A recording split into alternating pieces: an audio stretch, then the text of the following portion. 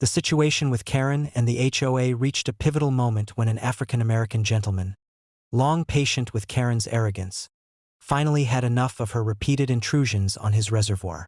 For years, Karen had treated the property as if it were hers, mocking, interfering, and attempting to assert control in ways both petty and disruptive.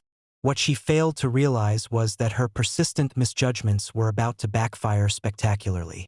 The morning began quietly, with mist hovering over the reservoir and wildlife moving undisturbed through the water's edge.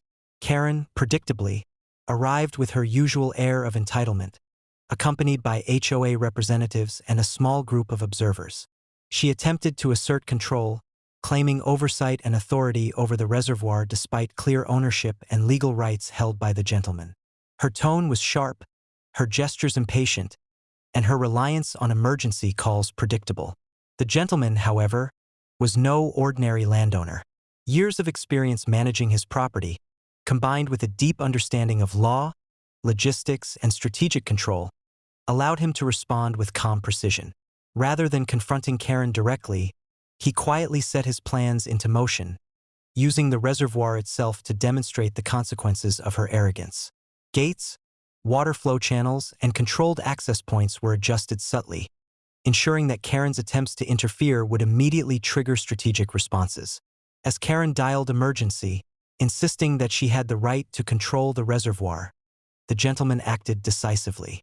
Officers arrived expecting a standard dispute, only to find the reservoir fully under lawful control, with clear boundaries, documentation, and evidence of lawful operations. The gentleman calmly explained his ownership, his rights, and the precise nature of his control over the water and surrounding property. Karen's claims, previously loud and insistent, fell flat in the face of undeniable legal authority. Karen, growing increasingly frustrated, attempted to escalate, moving closer to the water and gesturing as if her presence alone could assert dominance. The gentleman allowed her to proceed just enough to illustrate her error.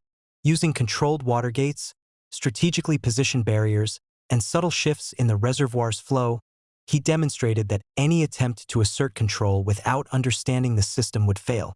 The officers, observing the scenario, quickly recognized the legal and tactical superiority of the gentleman's position and refrained from taking any action on Karen's behalf. The confrontation quickly drew attention from neighbors and local officials, who were familiar with Karen's repeated miscalculations. What had been intended as a display of power became a public lesson in strategy, preparation, and lawful authority. Karen's repeated attempts to manipulate the situation through emergency calls and intimidation were neutralized entirely by foresight, legal preparation, and strategic action. By afternoon, Karen's frustration had reached its peak.